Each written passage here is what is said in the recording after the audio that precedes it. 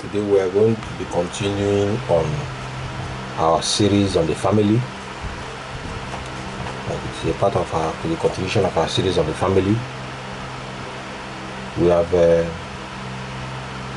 been studying this family series for a long time. We have studied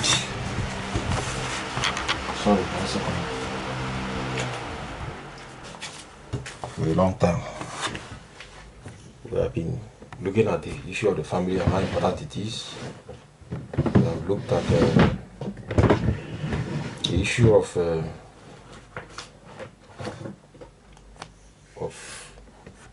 the marriage and the wedding. We have also looked at husband, looked at the role of husbands, what they need to do, and what they need to stop doing. Today, in our continuation of our series, we're going to be looking at the wives. I'll first start to deal with the vices which bad women are known for, or bad wives are known for. That's where I'm going to be starting. And the first one I'm going to be talking about is abandonment. Women, in general, don't like tough situations. That's understandable, because naturally their personalities are not built for that. Having said that, when you as a woman gets married, and as the marriage goes on, it encounters stormy winds, then you turn around and abandon your husband and run for safety. If you behave like that, you're a terrible partner. Because when you take a look at the marital vows you took it to stand before your husband through all situations.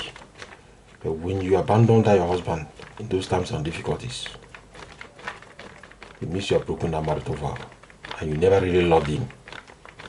Real love manifests its real beauty in hard times. Just like light shows all these wonderful attributes in darkness. Those attributes are there, but they become very visible when darkness is around. That's why a mother will never abandon his children, even when they are sick or in jail. A mother will always stand by his children, no matter what. When you only love in good times and disappear in bad times, your love is conditional, and it's fake. And no right-thinking person can trust you, because he knows that you are not reliable. The other time I saw a video of an American woman. She's a divorcee. What happened? She's now looking for a new husband. When she was being asked by the person interviewing her why she left her ex-husband, she said, well, she left because the man ran into financial difficulties. The man interviewing her said, what? So you left your husband because he fell into hard times? She said, yes. She said, because the man didn't love her. That because if he truly loved her, he wouldn't have allowed himself to fall into financial hardship. That is an example of a bad wife. You abandon the husband because of financial difficulties. When God created the woman, in his vision statement for creating the woman, you see that she said, I will make Adam a helpmeet, meaning that the role of a wife is to help the man. Adam faced difficulties in operating alone, so Eve came in to help him deal with those difficulties and make life easier. So when you are the type that when your husband faces difficulties, you run away, and the man goes through it alone, you have destroyed the essence of God bringing you into that man's life. When you have this tendency in you to abandon your husband, you are not still fit to be a wife. If you're already a wife, even if you have not abandoned your husband, you are still a bad wife, because it's like a snake that's already hiding inside the house but has not beaten anybody because the opportunity has not arisen. Some women don't necessarily divorce their husbands, but run away when times are tough and reappear and want to use pleading and crying to get back into their husbands' lives. Some don't run away physically, but distance themselves from their men. No matter what the case may be, whether it's tendency to abandon, or total abandonment, or partial abandonment, all puts such women that have those attributes in the group of people called bad wives. A case was brought to us for advice in our advice forum. What happened? This man was rich. He had a wife and children. But after some time, everything was going well. Until at some point, the man got sick. And he got so sick, he became bedridden. And when this man became bedridden now, and he couldn't get up from the bed, so he was defecating and urinating in his bed. What did the wife do? The wife ran away. The wife ran away. And it was her house, the house help they had in the house, a lady, young girl, that went into the master's bedroom and was cleaning the man up. Cleaning the man up. The man finished defecating and urinating, will clean the man up. You can imagine a young lady who is just a house help cleaning the boss and seeing his sexual organs, which he wasn't supposed to be so. But she had to do it because the wife wasn't there for him. Changing the man. The woman ran away, thinking the man would die. But after a long time, this man survived the whole thing. Survived the whole sickness and recovered. When he recovered now, he now called the wife. He said, now I know the kind of woman you are. I was with this, I was sick. You were not there. It was this house help that stood by me and helped me. Anyway, I will not divorce you. What I'm going to do to you is that I'm going to marry a second wife. I'm going to marry this house help as a second wife. When the woman heard that, she became alarmed, begged him, the man refused. He made up his mind to marry a second wife. What did the woman do? She ran and got involved, their children, got involved the man's relatives, talked to the man's brothers and sisters. They started talking to the man. So when this pressure became too much now, when the pressure started getting to him now, he now came to us for advice. He said, what do we do? What he said we should advise him on what he would do. You know. So that was what happened in that story.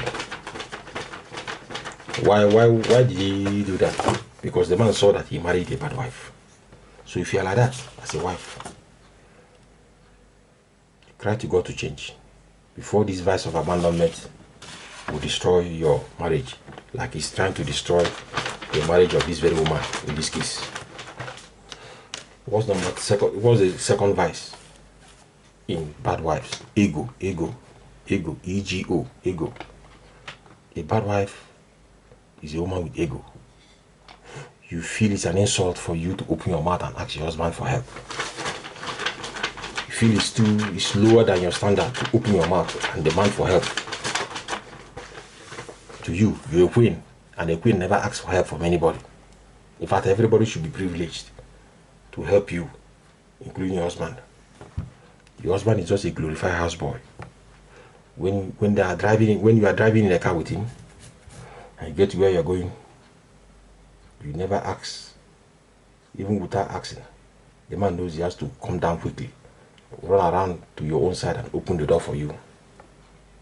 Even when he opens the door, you don't get out to say thank you. You ignore him and give him your handbag to hold for you while you put your hair and dress in order. If you don't finish doing all that and looking at yourself in the mirror, nobody moves. You don't dare abandon the queen. This same ego will cause married women not to apologize when they are clearly wrong. The queen in her cannot come down and beg for forgiveness. The ego in a woman will cause her to demand the husband to make her a top priority at all times. Whenever she calls his phone, if he delays in answering, she's angry. You say, have you forgotten who is calling you? He says, I'm busy. She will get very mad with anger. So what is that you're doing that is more important than me? I'm the greatest thing that's ever happened in your life. So when I call, you must abandon everything you're doing and answer me. Even when the husband is in a meeting, where nobody answers, he's allowed to answer phone call. He expects the man to answer. The rise of feminism in the world has made many women to have very serious ego issues.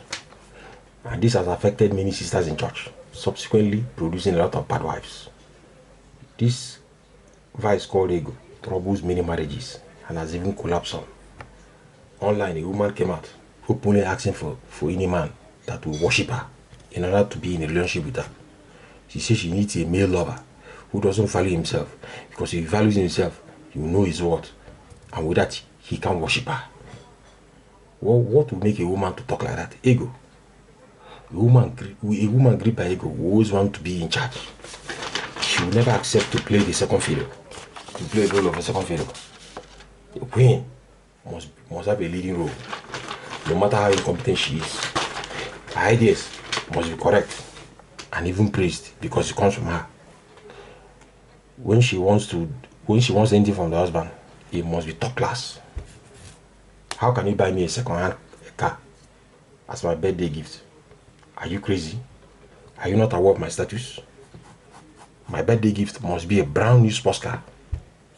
The husband doesn't have the money, she doesn't care. If he has to go and steal, let him go and steal. If he has to do fraudulent business to buy the car, let him do it. It's not our business. When anything good happens,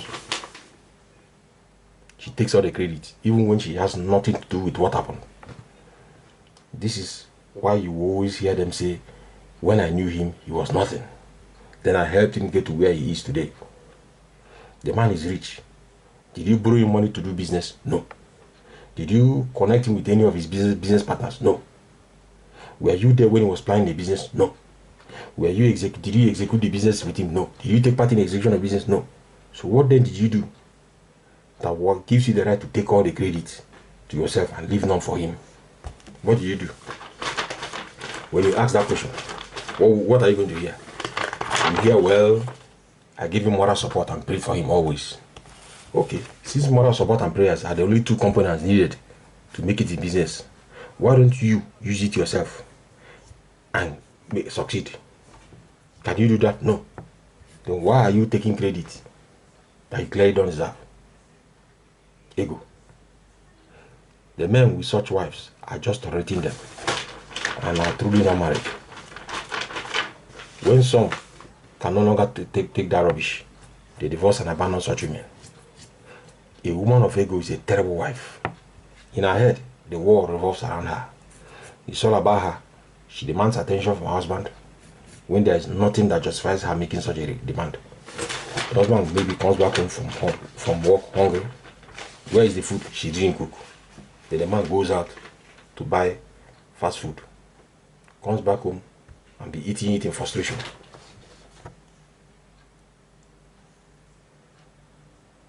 Because she didn't cook.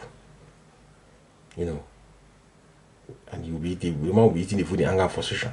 Then the woman will come around demanding for attention and compliments and praises. Hello, are you there?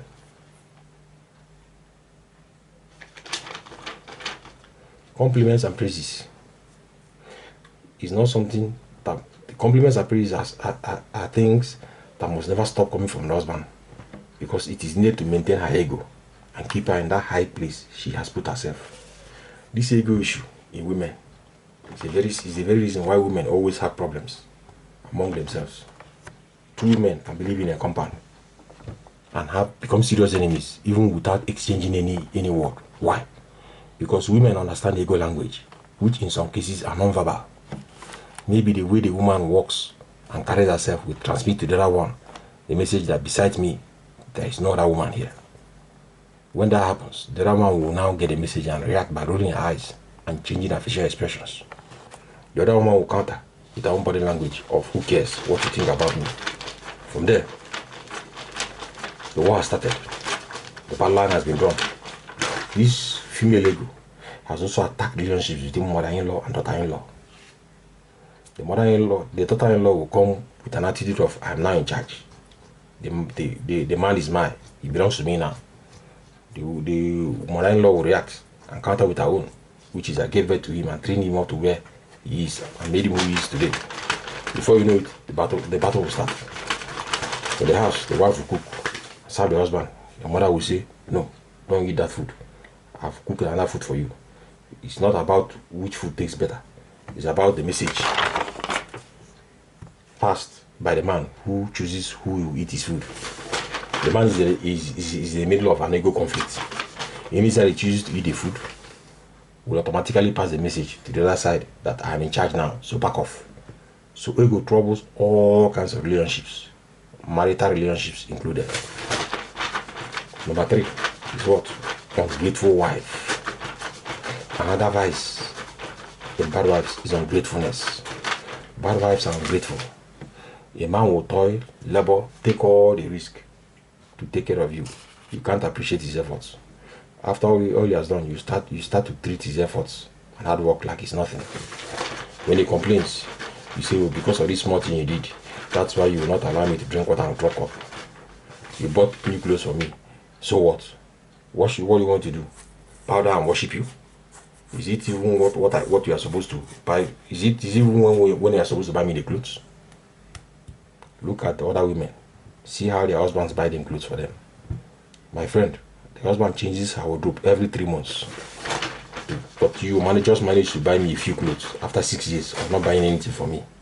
I expect me to be happy with you. Is this up to half of what I've been asking from you for the last 6 months? When the man hears all that, his heart is really pained. He asks within himself, is this worth all the suffering and labor I put in to get this woman something? No, is what he will get. And when he gets that reply, from that point, the man's love for the woman dies. His heart is no longer with the woman. If he's still there in that marriage, he's only there because he doesn't want his children to grow up with parents that are divorced. The man's motivation totally dies. The instinct to fight and please the one he loves totally goes out of him. Many women have allowed this ungratefulness to creep into their hearts. They are very quick to run down men with their mouths. You will hear women say, he lives in a single bedroom apartment. That was how I met him and got married to him. You commonize what you cannot yourself achieve. He lives in a single bedroom apartment, yes. But you, where do you live before you got married to him? You are living with your parents, but he's living alone and paying his own house rent. Unlike you, who cannot pay house rent. He buys his own clothes and food with his own money. But you, as a woman, can you buy your clothes and your food with your own money? No. Your parents still buy you food and clothes. The rest of the expenses are covered by your uncles and aunties. But you're ungrateful for your husband giving you a lifestyle you cannot afford to give yourself. Even that lifestyle is giving you, you can't still, which you criticize, you cannot still afford it. You can't afford it. But you don't appreciate him. All you do is to complain and whine all the time. That was how a lady came out online and said that she can't date a man that doesn't make 5 million naira a month. She said that if you don't make 5 million naira, you are broke and she can't deal with broke men. Then another man replied her and drew a post. I said, if you can post your bank details online and your bank details shows that you have up to a certain amount of money, I think 2 million naira, between 2 to 5 million naira in your account, I will give you just a gift of 500,000 naira. Did she do that? No. She deleted her post and ran away. That's an ungrateful woman. When you bring such attributes into your marriage, you certainly trouble down your marriage. Number 4 is what?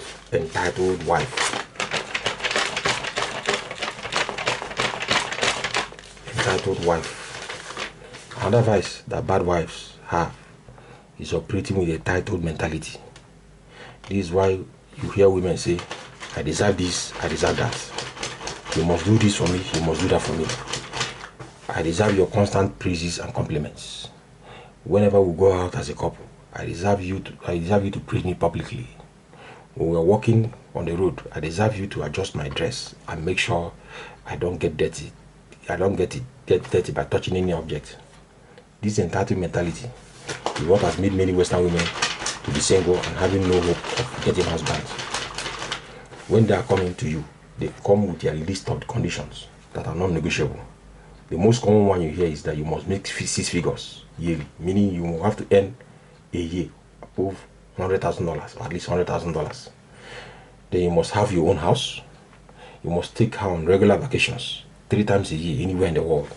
Shower her regularly with expensive and luxury items. What do you bring into the marriage to deserve such a high maintenance cost? Nothing. Then why are they now demanding for all that? Entitlement mentality. That's the problem. When men see such women like that, they avoid them because they know they cannot make good wives. When such women enter into a marriage, they will trouble their marriages with such attitudes. Any relationship where entitlement exists cannot survive. It's just like you have a joint food you want to eat with your partner. And before you start eating, she removes all the meat and the fish in the food and said, I deserve all that. It belongs to me alone. The rest we can share. Which right-thinking person will subscribe to such an arrangement? None. It's like this very message I'm preaching now. For me to prepare this message series on Christian family, it took me at least 3 weeks of non-stop writing. Sometimes I want to write, I'll have a headache because I'm thinking about certain points I need in preparing the message. Imagine if I had an entitled wife. When I'm going through all that stress, did she go through with me? No. When I had a headache and complained to her, she would say, well, you're a man, so you can bear it alone. Then when I went through all the stress alone, prepared the message, and then I preached it in church. After preaching in church, the church now pays me a large honorarium. That's money given to preachers. That is big. When that money is paid, then she jumps in and tells me, don't touch our money. The labor, the pain, the sacrifice is mine. The profit coming from that labor, sacrifice and pain is ours. Put yourself in that kind of position and see how it feels. The woman, even as you are going home, driving home, is calling Taylor and asking her the latest style of clothes she wants. She gets home, she orders all kinds of items she will use for herself. All these expenses is from that money that was paid to you. She will spend the lion's share of that money and leave you with peanuts. When you complain, she will say, I'm your wife. It's your job to take care of me and make sure I'm fine. I'm the reason why you must work and labor and earn money. The money that you earn is for me to enjoy and live well. If you as a man resist, she will cry and use manipulation and emotional blackmail to keep you bound to such arrangements. How then can that kind of relationship survive? The marriage is dead. It only exists on paper. It's not even in a marriage. It's not even a marriage, but a relationship between a helpless servant and an all-powerful boss. I met a lady like that online. She asked me for money. This lady is in Nigeria. He said that she has not eaten and that I don't understand what she is going through. That's an entitled mentality. How do you expect me, who is a stranger, that owes you nothing, to understand what you are going through? What is the basis for that? That's how entitled women behave. They think everybody in the world owes them something. They expect validation from strangers that they have done nothing for. They expect sympathy from all corners of the world. When they cry, the whole world should stand still and come to their aid. This lady I'm telling you about told me to give her money. I refused. She knew felt entitled to my money. She then turned nasty and started abusing me, started insulting me. I told her to on the video camera, that I will show her the money, but I won't give it to her. You say, well, even if it's my money, but some people help me to get it. That I fail to help such people by not helping them. Those people she claimed, those imaginary people she claimed that helped me, are they related to her? No. Did they complain to her? No. Why is she drinking Panadol on other people's headache? I told her to leave those imaginary people alone, that are fine. I pity any woman, I pity any man who will marry such a lady, because she will carry such an entitlement mentality into her marriage and use it to trouble her household. Number 5 is what? Subversion. This is one of the most terrible vices troubling married women. They move and subvert their husband's authority and take over the position of leadership in the family. Whatever the woman say is what will happen. If she doesn't approve anything, it will not be done. Her word is the law. There are others that don't totally topple their husbands from the position of authority. All they do is to ascend to that same position where their husbands are and become co-rulers with their husbands. Before any decision is made by the husband, he must consult them and get their approval. If the husbands don't consult them, it will not be done. In both cases, it's bad for the family. And the woman, any woman doing that is a terrible wife. The spirit of subversion is an evil spirit. And any married woman operating with that kind of spirit, even if she's the most anointed woman in the world, is a Jezebel. Because the evil spirit belongs to the lineage of Jezebel in the dark world. When this evil spirit, through feminism and women's rights movement, entered into the Western world, it destroyed marriages. Go and check the divorce rate in the Western world. It's so bad now that some couples now go into contract marriages. If this marriage lasts for 5 years, look at what will happen. This marriage lasts for 10 years. That's what will happen. This is what some of them do in the Western world now. To tell you how terrible it is. When you look at Jezebel, you see that she was a virtual leader in Israel. Ahab was just a figurehead. Jezebel was not a Hebrew woman. She was a Gentile. But when she came into Israel and married King Ahab, she brought with her own idol, which is Baal. And through her dominance on Ahab, she made the worship of Baal a national service, killed the prophets of God. When Naboth refused to sell the husband his vineyard, she planned and executed his death. So when this challenging spirit comes upon you as a married woman, it will ruin your marriage. Let's read Psalm 133, verse 1 to 3. Psalm 133. There it says, Behold, how good and pleasant is it for brethren to dwell together in unity. It is like precious ointment upon the head that ran down the bear, even Aaron's bear, that went down to the skirts of his garment, as the dew of Hermon, as the dew that descended upon the mountains of Zion. For there the Lord commanded the blessings, even life evermore. Here we see the mystery of the anointing. It flows from the head down to the members. That head there represents the man. It represents the husband in the family. That is the position of leadership. That's what it represents. That's what the Bible is talking about. This is what the word of God is pointing to here. Now, when that head is removed or is being tampered with, how will the anointing flow? How will it get to you? It's like when the light in your house, it comes from a source. But when you go and tamper with that source, how do you expect light in your house? How is that possible? That's how it is when it comes to the position of leadership of the man. Anointing needed to keep your marriage together. You block it by violating the order set by God for you to flow and protect your marriage. Then wonder why your marriage is breaking apart. Any evil arrow fired by the devil against you, your household, will tear it apart. Why? Why will it tear it apart with this? No anointing. You have tampered with the head, which is the source of the anointing. You have used subversion to block the flow of the anointing, needed to block the effect of that evil arrow. Any incantation made against your marriage will work. Why? No anointing. The marital bond is very weak. Any little storm will tear it apart because there is no anointing. Women who subvert their husband's authority use a lot of tactics to achieve that. Some have this domineering spirit and they will use it to totally overshadow their husbands. Some use disrespect. They don't respect their husbands.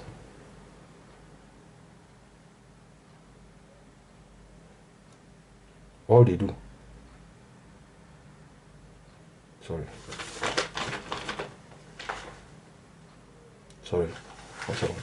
They don't respect their husbands at all. Any rule the man makes, she breaks it and makes it null and void. When they do that over a period of time, their husbands will get very exhausted and give up. Then they will now rise up and take over. So women use criticism. Anything the man does is wrong. He can never be correct, no matter what the case is. If he says the sun is yellow, he's wrong. The sun is not yellow, it's black. The problem is that he has an eye defect. Criticism, when it becomes constant, the man will unconsciously accept the fact that he is the wrong man or the wrong person to lead his family and vacate that position of authority. The woman will not come and take over. Anything the family wants to do, the man will say, my wife, go ahead and lead the way. So women will use the tactics of turning the whole family against their husbands. They will use fake tears and emotions to get the children to believe that their father is a terrible leader and have no good intentions for them. There are many tactics that these terrible women use in order to subvert their husband's authority.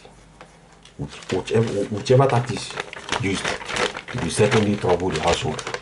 These days, you hear some women say that the man is the head, but the wife is the neck. It is the neck that controls how the head turns. That is the same spirit of subversion at work. Why is that kind of explanation in the Bible? Where is it written in the Bible? Where did God say that the man is the head and the wife is the neck? It's not written in the Bible. It's not in the Bible. And it's not from God. It's coming from that subversive spirit of hell that wants to be in charge. That's why they tell you that the neck is controlling the head. And the wife should be controlling the husband. That's that subversive spirit. Many men have divorced their wives because of this issue. Many have given up on their marriages, preferring to seek love and companionship from other women because of this problem. When you do a survey of the reason why men divorce their wives, you see that one very common reason which caused them to leave their marriages is because of lack of respect. Majority will point to this very issue of lack of respect. And this lack of respect is an act of subversion. Because when you don't respect constitutional authority, that is rebellion. Many women don't understand this. They say, gone are the days when women had no voice. Now we live in modern times. Yes, gone are those days when women had no voice. And now we live in modern times when women had no husbands and will die alone, uncared for and unloved, with only their cats and their dogs as pets beside them. Why? Because modernity cannot change common sense. Modernity cannot change common sense. When there is no modern era that will cause humans to stop breathing. You stop breathing, you will die. No matter how modern the era is, you are in is.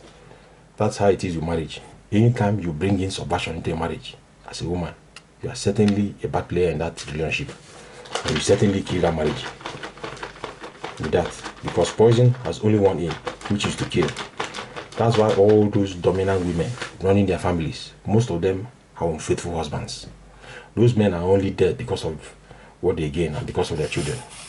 But have opened another office where they feel alive and feel relaxed.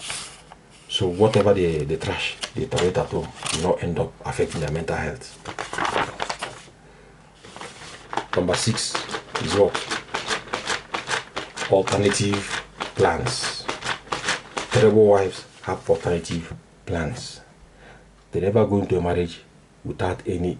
They go into a marriage with plan B. They never go into a marriage with single plan. They go into with alternative plans. That is in case this marriage I'm into fails, I have another plan. When they go into a marriage, they don't give all their all because they have alternative plan. They just use that marriage as a hangout. That they will not be they will look at the husbands and say, oh well, what of tomorrow now comes, and this man wakes up and says, I'm tired of you and I'm leaving you, goodbye. How am I going to survive? Where will I go? Who will pay my bills? How can I meet my daily expenses? Who is going to love me? Where will I be getting the attention I need as a woman? With that, they start lying, cheating. You know how to get money from men. You know how to get money from their husbands. And start keeping secret bank accounts where they will be secretly building. They can even start secretly building houses in their own name and tracking down men who ask them for their hand in marriage before the husband made them and married them. In that state they are in, they are not fully invested in their current marriages. The effort and sacrifice needed to keep their marriages together, they don't give it because they have a backup plan. Without, their marriages will get into a ditch and be in a messy state. Number 7 is what? Number 7 is selfishness. Selfish. The issue of selfishness is a widespread disease troubling women in general. The mean spirit is what many women carry into their marriages. This includes a lot of Christian ladies. To many women, the idea of marriage is 100% gain and 0% loss. To many women, the idea of marriage is 100% pleasure and 0% pain. Marriage to them is about what they stand to gain. This spirit of all pleasure, no gain is a Babylonian spirit. Is it in the Bible? Yes. Where is it? Let's read Isaiah chapter 47, verse 1 to 5. Isaiah 47, verse 1 to 5. Isaiah 47. It says, come down, sit in the dust, O virgin daughter of Babylon. Sit on the ground, there is no throne, O daughter of Chaldeans. For thou shalt no more be called tender and delicate. Take the millstones and grind meal, uncover thy locks, and make bare the leg, uncover the thigh, and pass over the rivers. Thy nakedness shall be uncovered. Yea, thy shame shall be seen. I will take vengeance, and I will not meet thee as a man. For our rest, for our Redeemer, the Lord of hosts, is in his house. Is his name. For our Redeemer, the Lord of hosts, is his name, the Holy One of Israel. Sit thou silent, and get thee into darkness, O daughter of Chaldeans, for thou shalt no more be called the Lady of the Kingdoms. Here we see the word used there, virgin daughter of Babylon. Virgin is who? An undefiled woman. She's perfect in beauty. At whose expense is that perfection? The answer is there. She's she's on the throne ruling. Now, does this look like the picture of what many women desire marriages? Of course it is. That is the reason why you hear some women call themselves queens. Let's read verse 5 again. It says, sit down silent, get thee into darkness, O daughter of the Chaldeans, for thou shalt no longer be called Lady of the Kingdoms. Sorry. 1 second. Then in verse 1, let me read verse 1 again. He said, come down and sit down in the dust, O virgin daughter of Babylon. Sit on the ground, there is no throne, O daughter of Chaldeans, for thou shalt no more be called tender and delicate. Here we see that she's called the Lady of the Kingdoms. That's exactly what you see when women call themselves divas and queens. Because in a marriage where everything works, it has to work for their own benefit. They are in charge. Every resource available in that house must be deployed to keep them in perfect and elegant beauty. So selfishness operating like that, any selfish woman operating like that has this Babylonian spirit in her. These things are written in the Bible, but we believers don't bother to open our Bibles and read them. Any married woman operating like that has this evil spirit from Babylon operating in her, even if she's born again and speaking in very deep tones. Selfishness is a Babylonian spirit. Naturally speaking, if any kind of relationship must work, Mr. Flesh has to die. Whether the relationship is platonic or romantic or cordial, no matter what the relationship is, Mr. Flesh must die. Anyone who wants to be in a collective union must first break down the walls of self.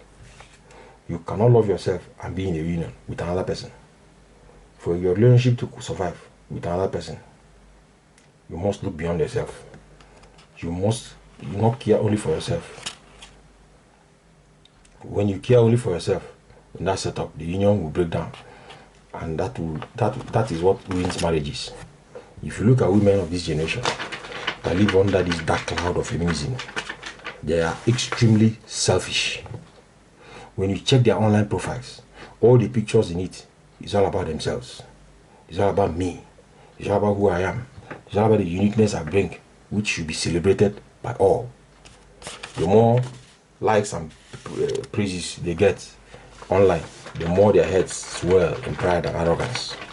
They have an over-exaggerated view of themselves. When they get the compliments and likes online, their sense of self-importance increases. If you say I love you, if they say they love you, they only love you as their husband because of what they gain from you. If you ask them to say why they love you, By the time you go through all the other reasons, you see it's all about what they're getting from you. If it's not the money you are giving them, it's the good treatments that you are giving them. If it's not that, it's how you make them feel. When you tell them that they are beautiful, and you tell them they are beautiful, and you are very lucky to have them in your life as their wives, that's what they want to hear. It boosts their ego. It will boost their ego. Sorry. All they do is to take and take and take without giving anything in return. If it doesn't profit them and boost their personal status, they will not go for it. They will keep their husbands under that permanent service of what? Meeting their selfish need. This is the very reason why this is the reason why I hate giving women attention. I hate it with great passion. And I will never see myself giving it. Why? Because attention seeking is the cry of the flesh. You say, focus on me. Make me the center of everything. Attention seeking is selfishness. There was a time I had a home cell meeting with some church sisters. I told them point blank that I don't give attention to women. One of them told me that that's the nature. Attention seeking is the nature of women. But the attention seeking is the nature of the flesh, the fallen human flesh. If you're a true daughter of Zion, you must have crucified that your Mr. Flesh on the cross. If you have not, but you carry it into your marriage, you will certainly trouble that marriage. That's why you always hear women with trouble marriages say, I am not getting what I deserve in this marriage. So you are in need to get something. It has always been me first to help with the rest. They carried out their selfish ways into marriage, hoping to meet a man that is senseless and ready to do a bidding at any time. They want. The whole project from the get-go is never mutual. It's all about it's never about the collective interest. It's never about others. It's about me and me alone. Many years ago, I was traveling in a bus in Nigeria, going from in the night, going from Benin to Lagos, express road. And that night, armed robbers attacked the bus. They didn't attack the bus. They attacked the route of the road we were passing through. So we had to stop because we were not sure that the robbery operation has stopped. So the driver now decided to divert the bus to another route. They said they're safer. Then two women who happened to be also passengers like us in the bus now told the driver to carry the whole bus to go to a certain area where they can come down and pass the night in their houses of their relatives, because that area they go to is close to where their relatives live. So where they can pass the night. We, the men in the bus who are passengers too, ask the women, then what do? We want to just pass the night. They say, well, we are men, and as men we can sleep anywhere, even in the bush. Well, we can sleep anywhere. Anything can happen to us. But what is that? Selfishness. All they care about was their own safety. The rest, they don't care. That's selfishness. It's a self-centered solution. Did you agree to that? No. So when such a selfish attitude is in a marriage, the same way we rejected that selfishness, the same way a man will reject the selfishness of the wife. And with that, the union will go into problems. That's the time you start hearing things like complaining, like you are not treating me right, I deserve better than what I'm getting in this marriage. All the time, there's argument, there's constant quarreling, there's constant fighting, there's no peace in the house. The love is gone. If you're a woman cooperating with yourself, you will certainly trouble your marriage because you're a bad partner in that marriage. If you are like that, better correct yourself before it's too late. This is the reason why a wife will say to the husband, my money is my money, but your money is our money. Any woman that is selfish must learn how to live alone, because no man will sign up for that kind of rubbish. This selfishness is so bad now in women that if any good thing happens, they will find a way to make it about themselves, no matter how ridiculous it may sound. If the husband gets promoted at work and friends gather to celebrate, all she's plotting is how she will turn the whole occasion to be about herself. If she can't find a way to do that, she will faint in the party and pretend to be hot, so everyone can focus on her and help her by making sure she's okay. The husband knows that very well, and when he can no longer bear the whole rubbish, he will give up on her and the marriage will crash. Selfishness is a marriage killer. selfish women in their marriages.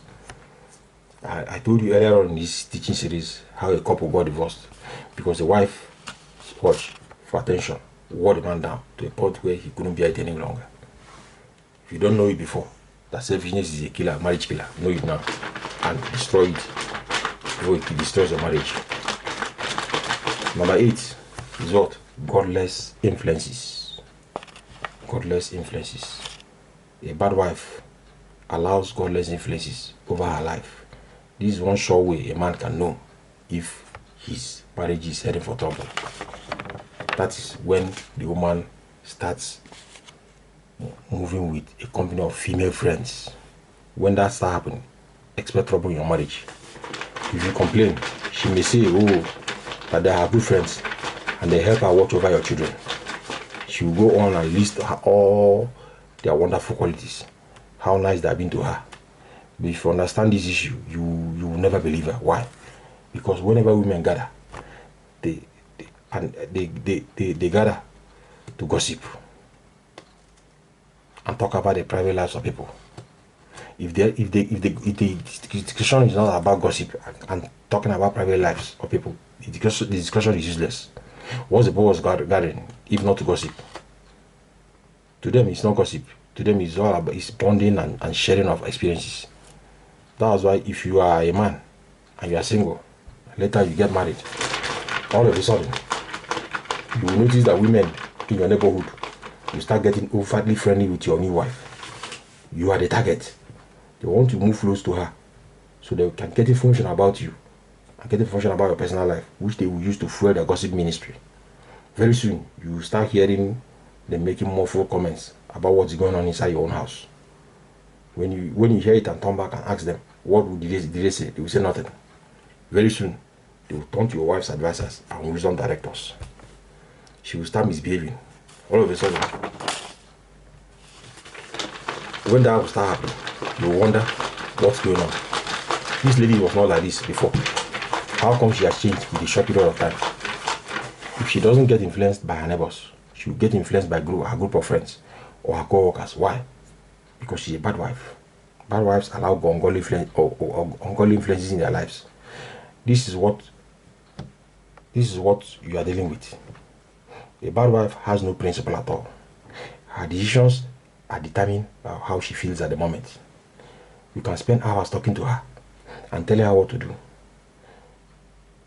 It will look like she understands. You will say, okay, go on, you go out and do it. When she opens the door and walks out in the streets and meets a stranger she has never met before in her life, and when that stranger speaks to her and tells her something opposite of what you told her, which is totally unreasonable, as long as what the stranger tells her feels good, she will go ahead and abandon your own and do that of the stranger. Even if it's going to cause trouble at home, she will go ahead and still do it.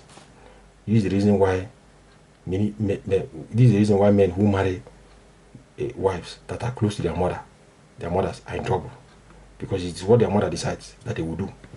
What they want to eat that very day, what the man wants to eat that very day, you give your wife the money to prepare the food and cook. Then the mother calls her after you are left and say, don't cook that food. She will obey. Whatever the mother decides is what you eat that very day. And no man who knows his worth will allow external influences over his own family. With that, there will be a clash of interest, leading to trouble at home. This issue is so well known that when you want to get a woman to fall in line with what you want, you will target people who are close to her. You target people who she listens to, because they're the real people running her life.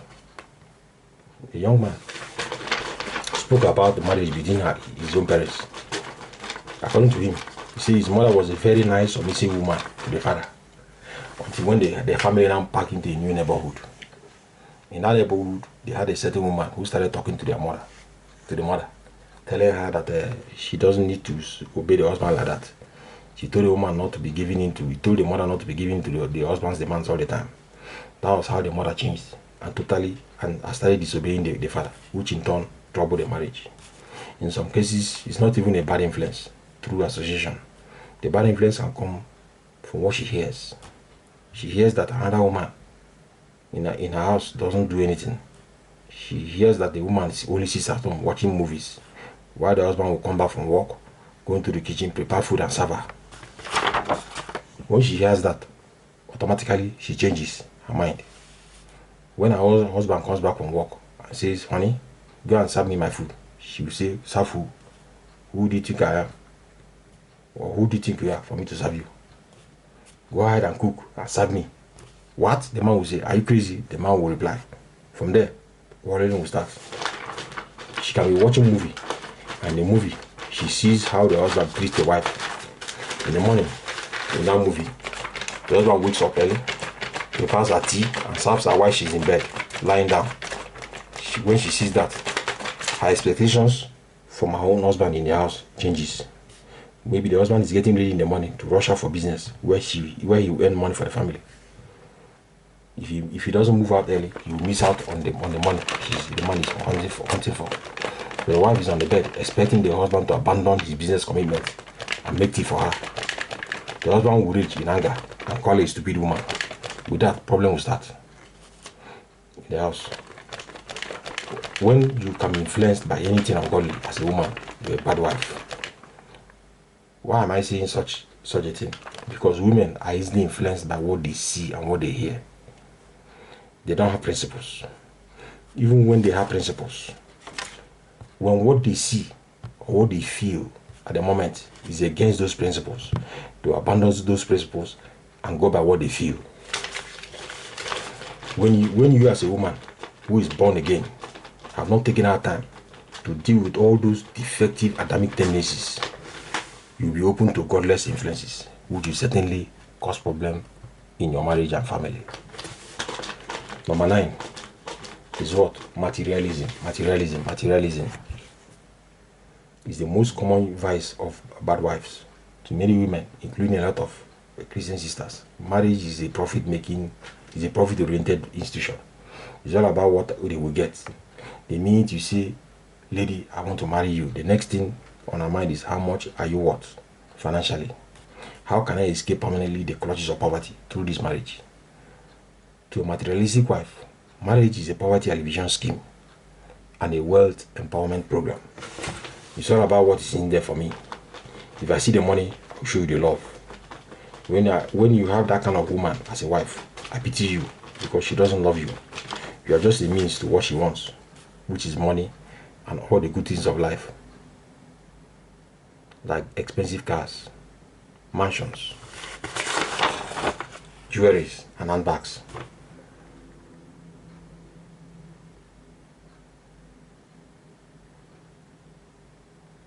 Once you put the money in front of her, loyalty doesn't mean anything to her. If she has to betray you to get the money, she will do that. Even if she has to kill you to get the money, she will kill you. When she is in marriage, it's all about all her target is on wealth and properties. She will pressure the husband into including her name as major shareholder in his companies. Make sure the properties are bought in her name. Use all kinds of tactics to make sure she's a signatory to all the husband's bank accounts. In her marriage, she will secretly be stealing, lying, cheating in order to get money and bank it somewhere. To her, marriage is business and profit must be made.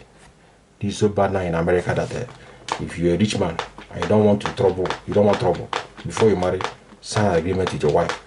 Because according to American law, when you are divorced, all the wealth the couple had will be shared into 2 equal halves. 50% for the man, 50% for the woman.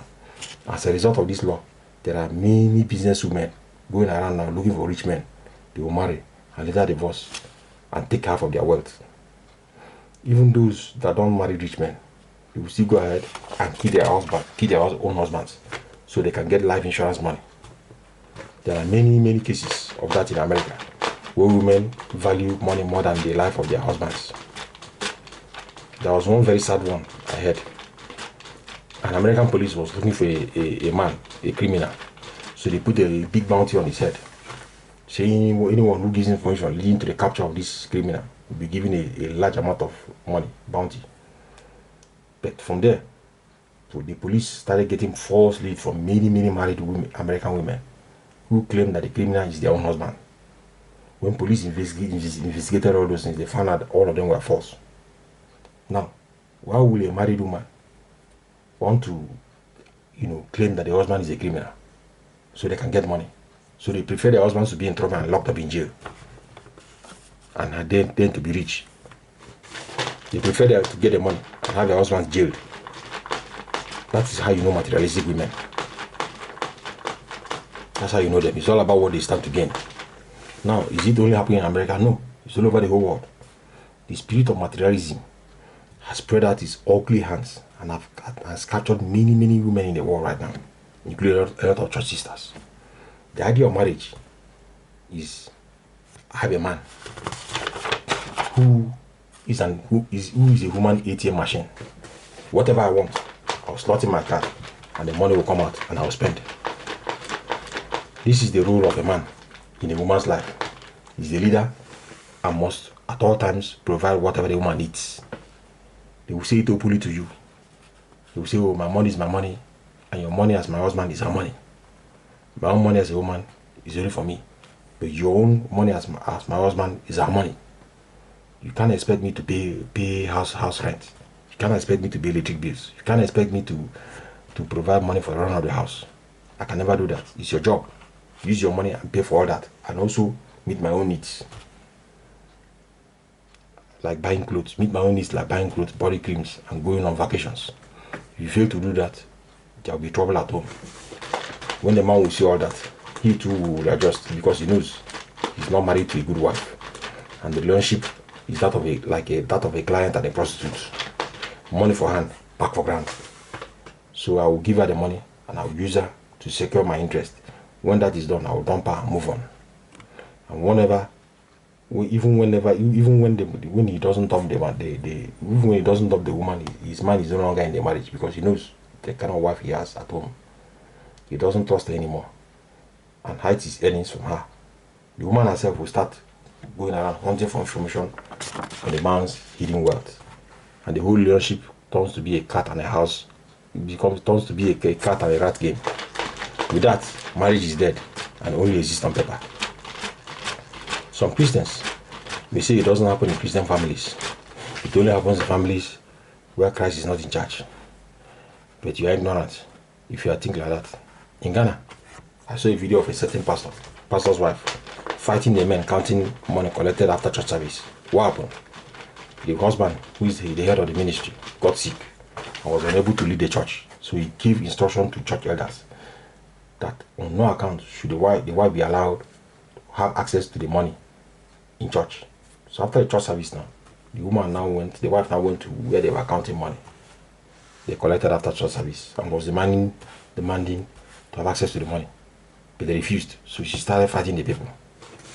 Then, if I'm not mistaken, I later saw the same video where this same woman was attacking members of the church who refused to give money to the church.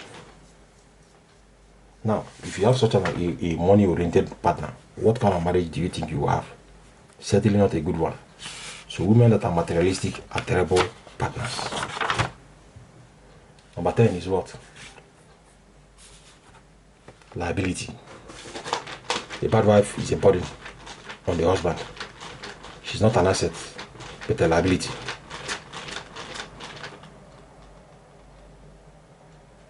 There are many men in such marriages.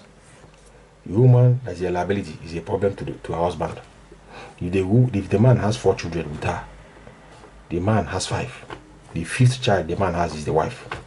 In fact, she's the most problematic of the man's children, because if the man has a little child, as he grows, the burden on the man as a father reduces. The child learns how to walk. He no longer has to carry the child around. As he grows, he can eat on his own, so he stops feeding him. As years pass, he can bathe and put on his clothes.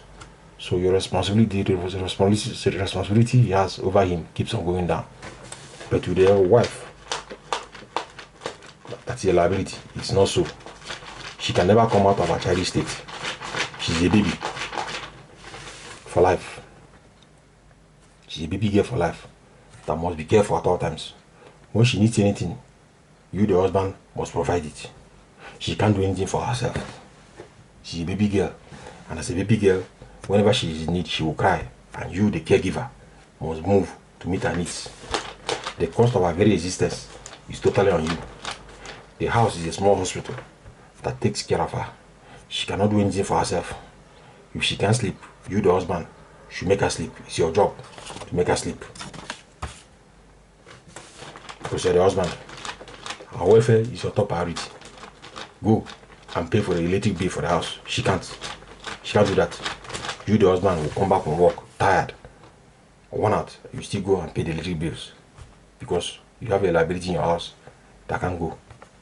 You have parents teachers association meeting. Attend it. No way. That's too stressful. They spend a lot of hours talking. How can you say you love me and allow me to go through all that stress? To some, such women don't exist. I'm only telling stories, but I met some of them who are like that. In fact, one of them, I wanted to marry her. This lady is the sister I met in church. I have not even married her, but she was already a very big liability on my life. She will call me whenever she's bored and expect me to tell her stories. She expects me to entertain her with stories. If I don't have any stories, she will say, "What do you mean? What do you mean you don't have any stories to tell me?" I planned with her. I was planning with her on how we were going to get married. What did she contribute? Nothing. Zero. She even told me herself that in the relationship she doesn't want to contribute anything. All she needs is to have a man do everything while she sits back and enjoys the activities. The lady offered nothing to me. The only thing in her head is just gossip and useless information. She goes to church, asks anything about what the pastor preached. She cannot remember. But will remember that the woman who sat in front of her looked at her 3 times, got up 2 times, and left the church by 2 p.m. after the church service. This lady was a serious burden on me. It was so bad that I could no longer be it anymore and exploded in anger. That's how such women destroy their relationships, because they will wear out their husbands with that kind of personality. If you don't bother to change, if I didn't bother to change, I didn't bother to change that woman because I knew in my heart that I would not marry her. This is the reason why many pastors are under a lot of stress. Majority of members, troubling pastors, are sisters. They will give you a title of daddy, and if you, as a pastor in pride, accept that title, you are in serious trouble, because they will transfer all their burdens on you. If you finish preaching in church, you preach to them in their private and explain to them the same message you preach in church in a tone that they will understand. If they have a bad dream, you will pray. You explain it to them. After explaining it to them, you still pray for them. If they want to travel, you must pray for them. If they want to buy clothes, they don't know the choice of clothes they will buy, they will call you. They will trouble you for everything. When I, as a church, as a minister, as a God's minister, had this problem, had this issue, I had to change. It was so bad that time that my phone kept on ringing non-stop. If I don't put it on silent mode, I can't go to sleep. Then my phone will be ringing, even in the night. 3:30 in the morning, I am yet to go to bed because I'm praying for a lady. I finish the prayer, the lady will start crying because there's something bad she remembers. Then from that place, I jump from praying. I jump from a pastor to a therapist. I'll console and strengthen her. Those sisters enjoy to be carried so much that some of them started making moves so I will marry them, which I totally rejected because I was not ready to do that for the rest of my life.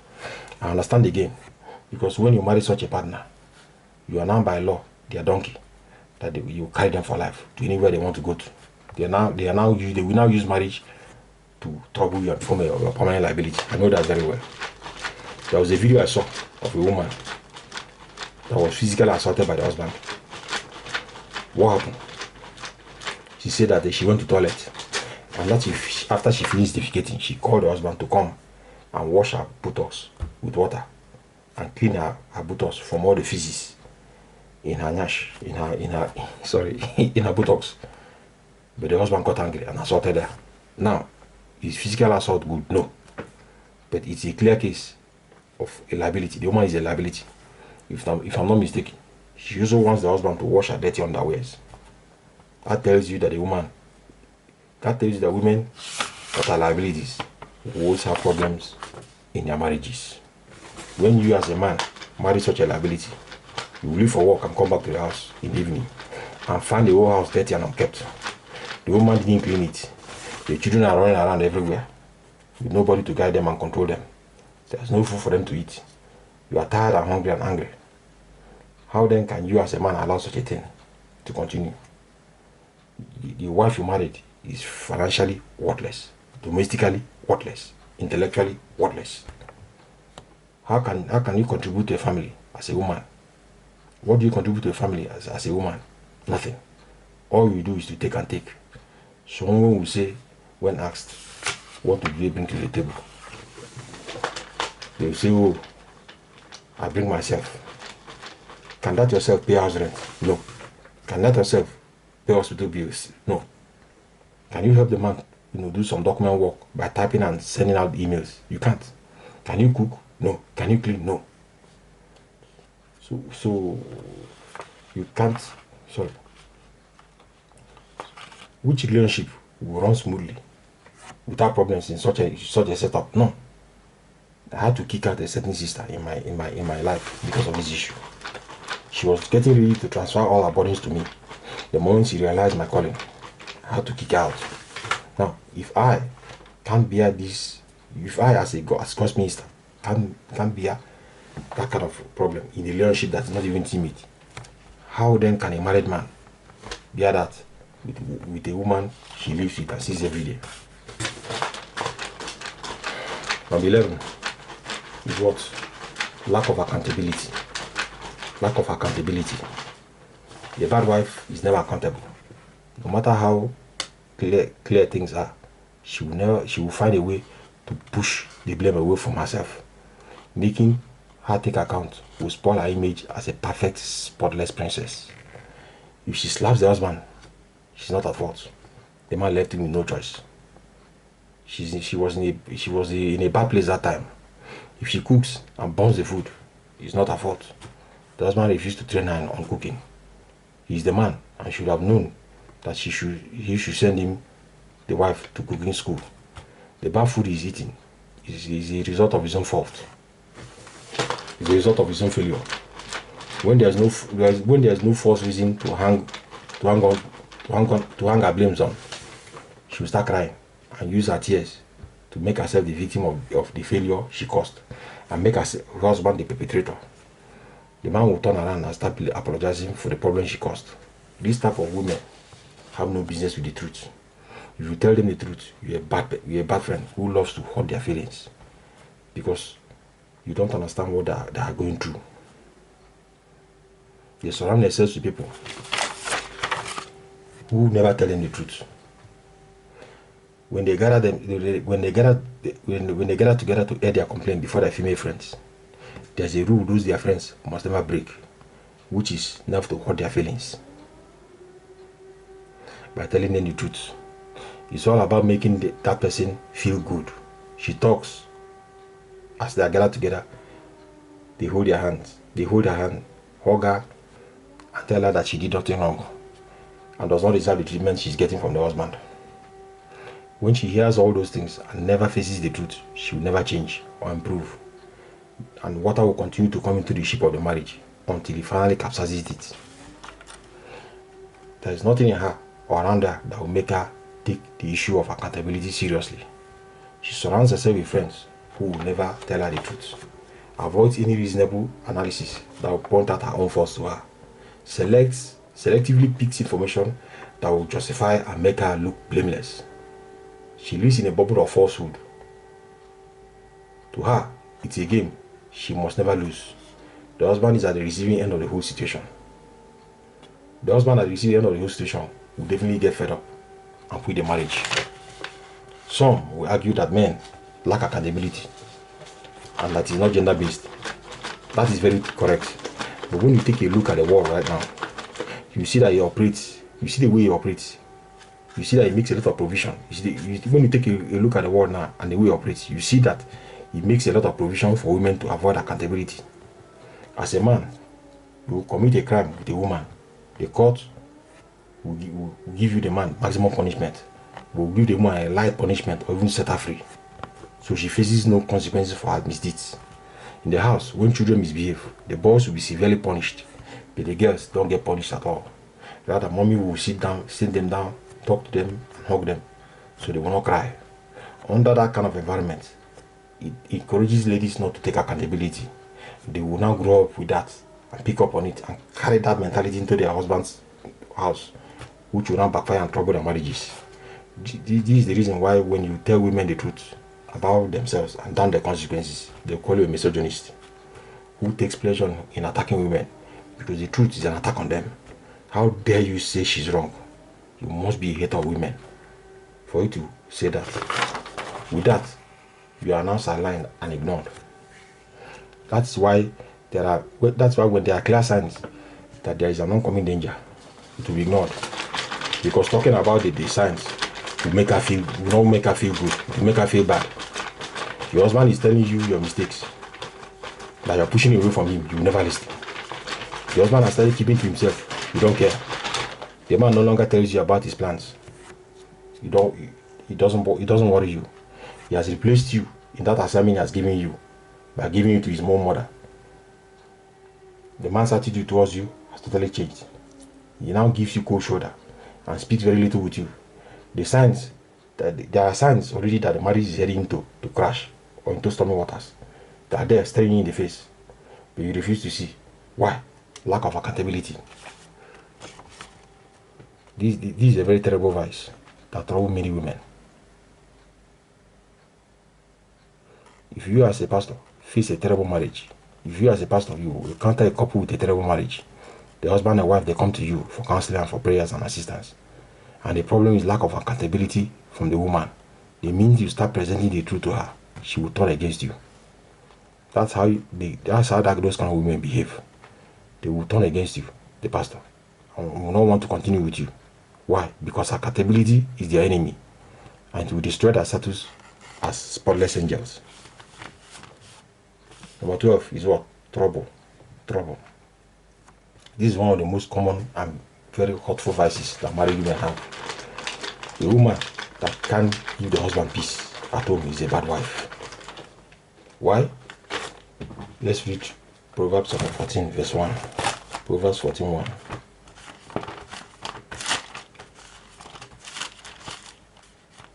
Proverbs 14:1. There it says, every wise woman buildeth her own house, but the foolish plucketh it down with her own hands. So here we see that the Bible says that when you are a woman that trouble your house, you're a foolish woman. This issue of women troubling their marriages is so serious that the Bible speaks about it and calls such women foolish. To some women that are using trouble to test they use trouble to test their husbands. You look at a man, you say, oh, you look at a man you love and you deliberately provoke him because you want to see his reaction. You start quarreling with him because you want to see if he is a real man or not. Okay, no problem if you are like that, Mrs. Tester. Why don't you also go and put your hands in the mouth of a lion to test the strength of his biting force? You will not do that. When you see a lion, you run away. Your senses work very well that time. But when you go home, you try that with your husband. You, Mrs. Tester, will test your husband by misbehaving on purpose. So you can know your limits as a woman. But when you do it, and if you know, you do it so you know if you can allow you to get away with it. And through that, you know your limits. But since you love testing, why don't you also go and commit a crime so you can test the limits that the law can allow you to get away with? You can't do that. Your sense will work well that time, but you're using it on your marriage. You're using your marriage as an experiment. But when the man will react by slapping you, so you can test the strength of your chin and how many slaps he can withstand, you call it domestic violence. When you do your own, it's okay. But when he does his own, it's bad and it's a domestic violence. As a married woman, do this business of testing your husband, you are a devil in human flesh. God warns us in Deuteronomy chapter 6 verse 16 that we should not tempt the Lord our God. When the Lord Jesus fasted and prayed, the devil came to him to tempt him. That was what Jesus said. Devil. That's what Jesus said to the devil in Matthew chapter 4 verse 7. That thou should not tempt the Lord your God. So when you are deliberately doing that, by offending your husband, you are doing the same thing the devil is doing by tempting him. So you are a devil in human flesh, and you're a very stupid and senseless woman. Nothing can justify you doing wrong, even to somebody you hate under any circumstance. But now you deliberately go and start quarreling with your man, and you claim you deliberately go and start quarreling with the man you claim you love, so you can see his reaction. When you are doing that, you're a devil in human flesh, because that's what the devil does. He deliberately start testing you, trying you. Many women have lost their marriages to such dangerous experiments. Some cause trouble in their marriage because they say they love chaos and disorder, and it makes them feel alive. They say chaos and disorder makes them feel alive. They say, oh, when every place is cool and peaceful, they are bored. So they need trouble and quarreling and conflicts in order to make their lives interesting. Such women will see places where conflict and chaos are, like Somalia and Afghanistan, but they will not go there to enjoy the chaos and the conflicts there. Whenever there is a robbery operation and police and armed robbers are exchanging gunshots, they will never go there to enjoy the conflict and the chaos there. They will rather run away back to their house to look for conflict and chaos they ran away from. A well-known pastor in Nigeria spoke about how he traveled to UK, and when they were in UK, they went to a store, and because of a flimsy reason, the wife started quarreling with him, and from there she abandoned him there and went home, even when he doesn't know the way back to the house where they were staying that time in UK. Later, the wife asked him, why do you like peace too much? Meaning that the woman deliberately started trouble because she hates peace and loves trouble. Well, any woman with that kind of mindset should not near a man like me for marriage, because if a man like me can detect such a character, it will not take me more than 10 seconds to cancel marriage. If I was that pastor and I was courting that woman and she behaves like that, she will enjoy that chaos forever, because she will never see me again, because there is no alternative to stupidity, and such women will make stupid wives. Anybody coming to me and wants to use the trouble she will cause me to enjoy and entertain herself will have that enjoyment forever, because I will certainly dump that woman without looking back. A lot of men have found themselves with this type of trouble women and are now regretting marrying such women. This is the reason why men die on time. The trouble they get at home will wear them down, and they fall into depression and sorrow. Before you know it, sickness will come and they will die. The ones that don't get depressed, avoid it by secretly having affairs somewhere. They have another house where they will go to and cool off with their lady lovers. So all the trouble their wives give them at home can leave their system, and they will use such illicit relationships as a cooling system from the trouble their female tigers at home give them. Their hearts are no longer with their wives. They no longer have their wives. They no longer have wives. Their marriage is gone. Why? Trouble. So women argue that they trouble their husbands because of their hormonal changes that happen to them because of their menstrual cycle. It's called mood swing. That's what it's called. That's a good reason. But why is it that mood is only swinging to attack their husbands? Why is it that when he sees their bosses in the office, he doesn't swing anyhow to attack their bosses in the office? He behaves himself. He doesn't go ahead to abuse their bosses. When that mood is swinging, why is he only attacking the husband? Why is it that he's not swinging when they are driving across on the road and they see a policeman with a gun controlling traffic, and maybe he's giving them order on how to drive? They obey. The mood will not swing at that time, and cause them to stop their cars and go to those policemen and give them dirty slap and add abuses to it. It doesn't go like that. It only causes them to behave. But when you see such people, they will behave very well. Only when he comes home, it will start swinging anyhow, breaking glasses and causing trouble everywhere. That is selective swinging. That tells you that mood swing is only an excuse used to justify bad behavior. The mood swing is only a shelter to hide troublesome nature of married women. There are married women that trouble their marriages through nagging. Nagging is one of the most common ways women use in troubling their households. In nagging, a woman will turn herself to a restless bee that will never stop stinging the husband. Nagging is a relationship killer. You may enjoy the act of nagging, but what you don't know is that you are destroying your marriage. Why do I say so? Let's read Proverbs chapter 21, verse 9. Proverbs 21, 9. Proverbs 21, 9. It says, it is better to dwell at the corner of a rooftop than with a brawling woman in a wild house. So here we see that it's better to live at the corner of a rooftop than to live with a quarrelsome woman. That is men will take the other option of living at the rooftop than to live in a house with a nagging woman. You will trouble a man up to a point where the man abandons the house for you. He can no longer put up with your constant nagging. When a man closes from work, he will not go back home. He will go to drinking joint. Stay there until it's night. By the time he comes home, the woman has slept off. He sleeps off, wakes up early, and jumps out before the domestic tigress wakes up to trouble him. The man avoids the woman like a plague. What kind of marriage is that? A marriage where the couple can no longer spend time together. One is chasing the other one with nagging, while the other one is always running and hiding. That's not a marriage. One of the most lethal weapons, one of the most lethal organs in a woman's body is her mouth. Women have terrible mouths. In fact, married women that can control any married woman that can control her mouth has solved more than 70% of the problem she will face in her marriage. As a woman, you use your mouth to abuse your husband, rain terrible insults on him. Later, you wonder why your marriage is not going well. A study was done. It was a news report on why marriages fail. A news report. I listened to it. That is the news report said the reason why marriages fail is because women use their mouth to abuse their husbands non-stop.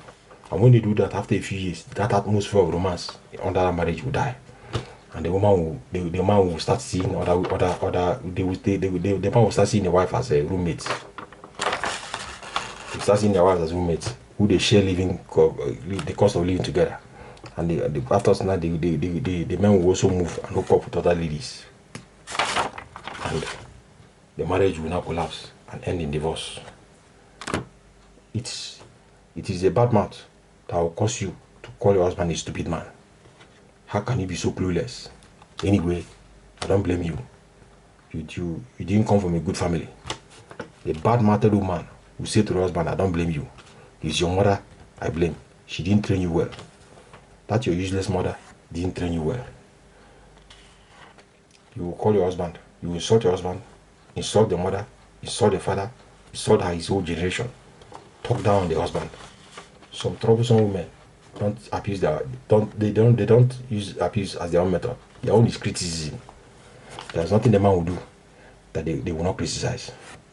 The man will never get it correct. As long as it came from him, it must be wrong. If he opens the door, he opens it very, very quickly. He is berated and corrected like a little boy. If he talks, he should keep quiet because he's talking with a harsh tone. All the constant criticism will turn you in your husband's mind from a partner to an enemy that he has to put up with. You as a wife will no longer weigh in his heart. He crafts his own space within the relationship and learns how to survive alone. Your best battle in his heart is the mother of his kids. One American woman who used criticism to destroy her marriage was confessing one day online. She said that she never stopped criticizing her ex-husband, even when he loads the dishwasher. He loaded it wrongly. This she did until the marriage collapsed, and she's now out in a marriages market that has a large crowd of single ladies with very few men available. So women trouble their husbands through physical violence. Yes, so women are physically violent. A certain preacher in West Africa went to America. There he met a pastor and a wife. And this pastor's wife happens to be a spiritual daughter of this preacher who came from West Africa. And this pastor now told the preacher, say, warn your daughter, your spiritual daughter, because she's always attacking him physically. He said to the preacher, warn your daughter. She's always attacking me physically. The preacher now asked the wife, is that true? She said yes. Why? She said, according to her, she enjoys doing it. Sometimes she will slap the man. At other times, she will remove her shoes and use it to strike the man, to strike the man's face. Why was she always assaulting the man, the husband? Because she knows that the man, as a pastor, will never assault her back. This preacher tried talking to her to stop, but failed. That's how troublesome women behave. Trouble is their way of life. John Wesley had such a terrible wife. This woman troubled John Wesley so much that it spilled over to his ministry. John Wesley will be preaching. The wife will show up in the church and start causing trouble. She openly accuses him of having an affair with ladies in his church. The marriage of John Wesley didn't go well because he had a troublesome wife. No marriage will operate and be in a healthy state where there is always trouble. It's like the case of insecurity in a country. Where there is insecurity, can business work well there? No. Can any normal activity like trading, schooling, or strolling around happen there? No. It can't happen. That's how it is with trouble and marriage. Marriage is not a battlefield. When you as a lady use trouble, you use your troublesome attributes to attack your marriage will be in a terrible state. That is if it doesn't die totally. Marriage is not a place to settle scores. You say, oh, you did this, okay, wait for me. I'll give it to you in double. You don't know the kind of woman you are messing with. I will deal with you to an extent that you will regret the day you are born. That kind of mentality will kill your marriage. And only bad partners behave like that. That's the end of our message for today. We will continue